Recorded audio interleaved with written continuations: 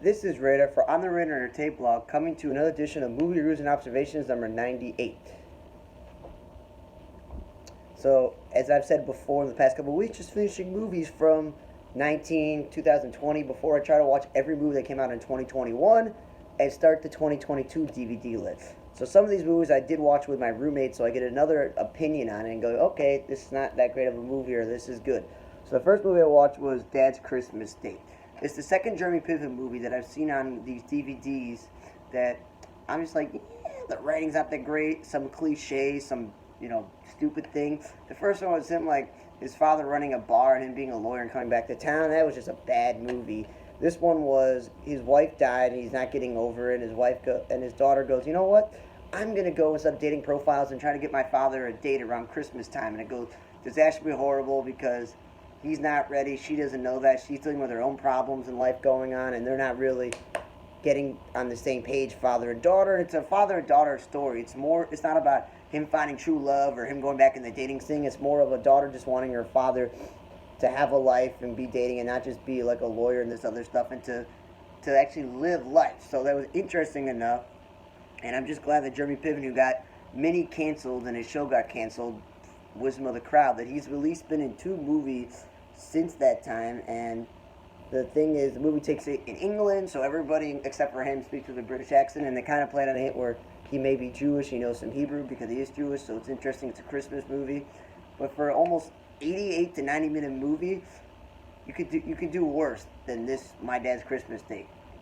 Then I watched the movie Smiley Face Killer, where, okay, it's another 97-minute movie, it doesn't take too long. They say it's based on true events, but if this really was based on true events, the execution wasn't that great.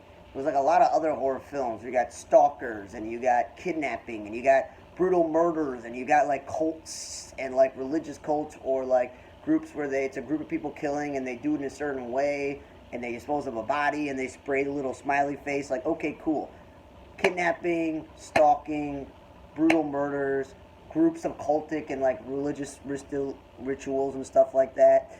And it's like, yeah, we're just going to take a bunch of college kids, nobody's going to notice. I think it's a pattern because people are dying from just drowning and stuff. And the only real good thing about this movie was Ronan Rubinstein, who in the last movie he was in, his fate was also untimely death, like this movie, because this movie, obviously not to spoil it, but it's based on true story, everybody pretty much died. He thinks somebody's stalking him, creeping around, sending him these weird texts, ruining his life, and eventually he's killed and stuff. So it's like, okay, cool. Well, Ronan Rubinstein is a very talented actor, Jewish, Israeli, his parents are European, Holocaust moving over and stuff. And he is really talented, is playing Rob Lowe's son on 911 Lone Star. So it's nice to see that he's in 2 movies, even though they're both horror films. They both end terribly for him, but it's nice to see him getting more acting roles because he's a very good actor.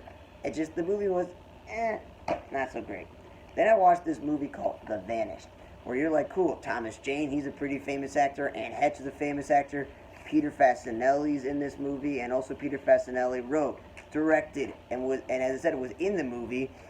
So I gotta give him credit that he goes out and writes a movie, then they have him direct his own movie, then he's in the movie. So that's a lot of work, and the movie is almost 2 hours long, so it kind of does drag on for a bit. But basically, what it is these husband and wife think that their child's gone missing, and you're like, could it be the obvious dude who runs the RV site? Could it be this creepy employee? Could it be the RV that happens to be right next to them, the woman and the dude?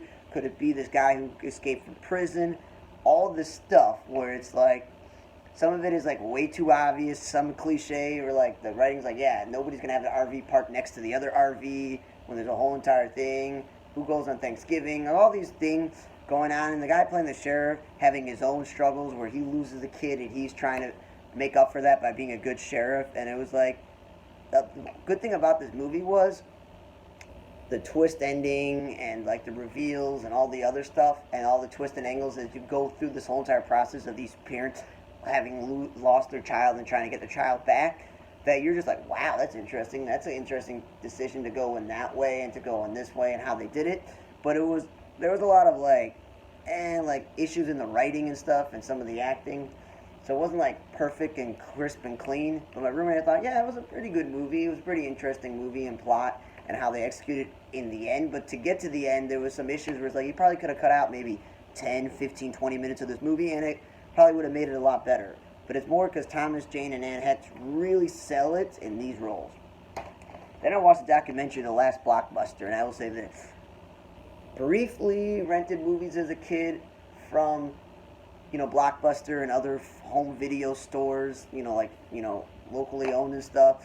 There's Hollywood Video, Planet Video, all these different things. They came back with family videos when I was in high school. They re-brought it back. And it went from mom and pop shops to Blockbuster taking over. Then it went to Blockbuster, then now being mom and pop shops, where this was about this woman who ran a bunch of locations in Oregon, and then it turned out to be the last ones. Alaska had others, and it was an interesting thing because it's like a family story where people that she employed became family. She employed her own family, and they're still continuing to keep this thing. And they had Kevin Smith and Ron Funches and Adam Brody and Brian Posner and all these Posen and all these other famous actors who going here, like Paul Scheer, who worked there and stuff. So it's pretty interesting. You learn a lot about how the company started, the peaks and valleys of the little shops to being the big shops, how Blockbuster worked, the people who took over, how it went out of business, how Netflix came around, and all this other stuff. So it was actually a very good and interesting documentary.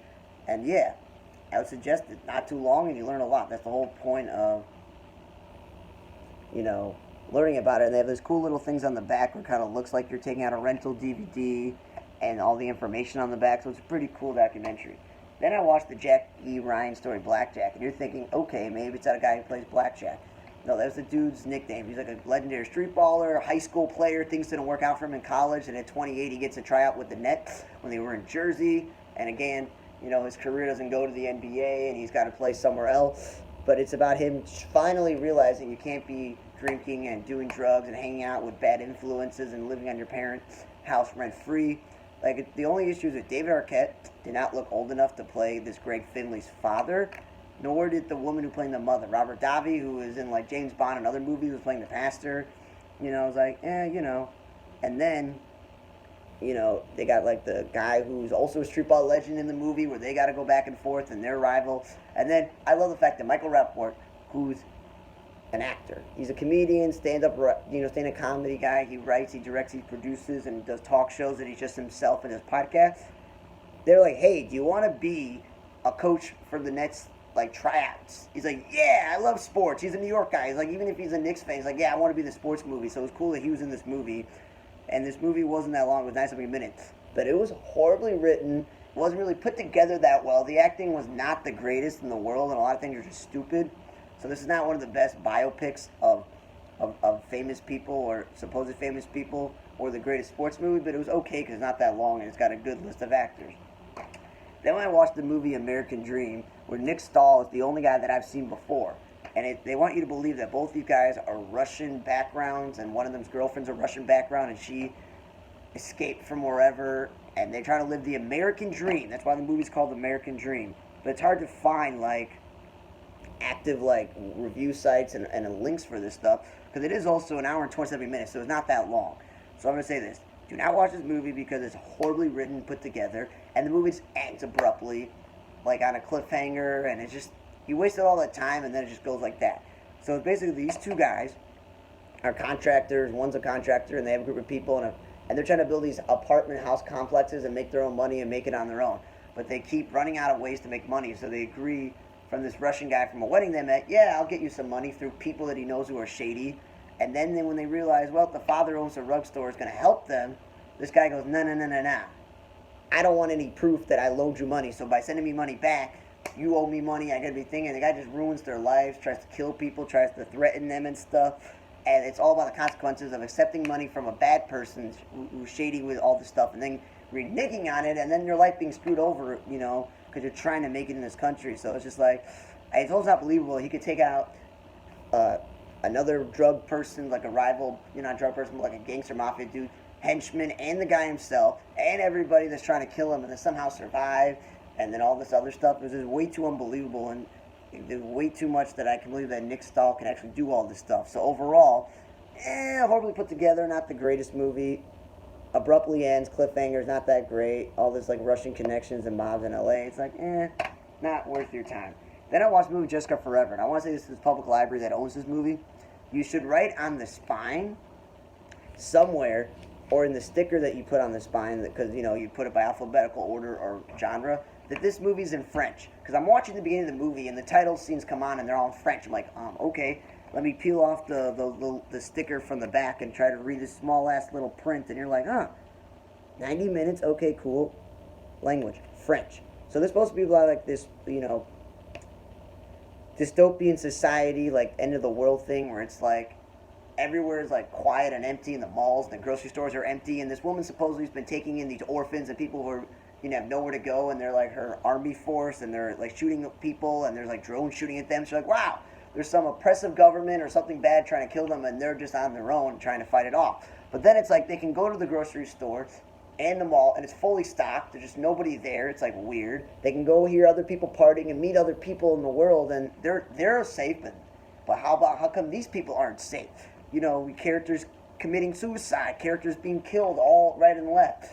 And it's just like, are you in a dystopian world or are you not a dystopian world? Is there like flashbacks or people seeing objects that are not there, experience scientific things, experience other stuff? And it was just horribly put together. Then you got to sit and read through the subtitles, and you're already confused with what's going on in front of you. So of course you're going to be then like, I got to read what they're saying, and you're just like, okay, cool. Jessica's the woman in charge of them, and she takes care of these lost boys, and this in this own world. But then some people are dying in weird ways, and all these just horribly put together and horribly written, and I don't understand why they made this movie. But again, only 90 minutes. It was not a waste of your time. It's just figure out what lane you want this story to be. So don't waste your time with Jessica Forever, The American Dream, and do not waste your time with Smiley the Face Killers unless you're a huge fan of Ron Rubinstein like I am. I give Peter Fasinelli credit with this movie, The Vanished, and the acting in this movie, but as I say, you could have cut out some scenes and could have made it better. The Blackjack, the story of Jackie Ryan, is not the world's greatest biopic or the world's greatest sports movie, but if you're someone like me who's into sport, you watch it, you're like, okay, cool. So I think like the best thing I watched was the documentary of The Last Blockbuster, because you learn a lot, and it's interesting. You live your youth in nostalgia, and My Dad's Christmas Day is a good father-daughter story, even if it's not the world's greatest movie, but it's, something humorous to watch. Thanks for listening to another edition of Movie Reviews and Observations number 98. For On the Radar Entertainment Blog, I'm Radar. See you guys next time.